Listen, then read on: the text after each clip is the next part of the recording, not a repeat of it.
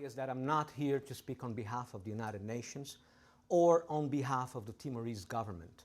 What I'm going to do is talk about my experience working with the United Nations system and my experience working with the translation and interpretation cell. That's a ridiculous name in my opinion. Working in a cell is for prisoners, I believe, but that's the name we've been given. We have to roll with it. Translation and interpretation for the Secretariat don't really apply on the field. And I'll tell you the reason why. We have to resort, particularly in East Timor, we have to resort to the local knowledge, the pool of professionals in the country.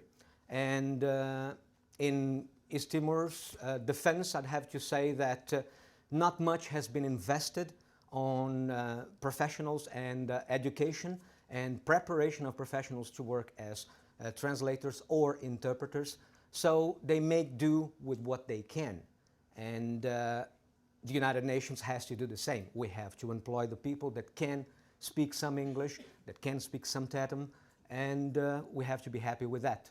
And we are. But sometimes it's a less than perfect scenario.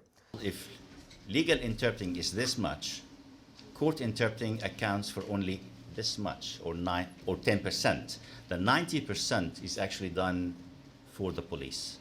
Yet most of our training, research, academic interest, professional literature is actually focused on the more visible, more interesting, more public court interpreting. I want to talk about a specific aspect of that. Anna spoke about medical interpreting. I want to speak about interpreting in tribunals where the issues relate to mental health, intellectual disability, other cognitive impairment.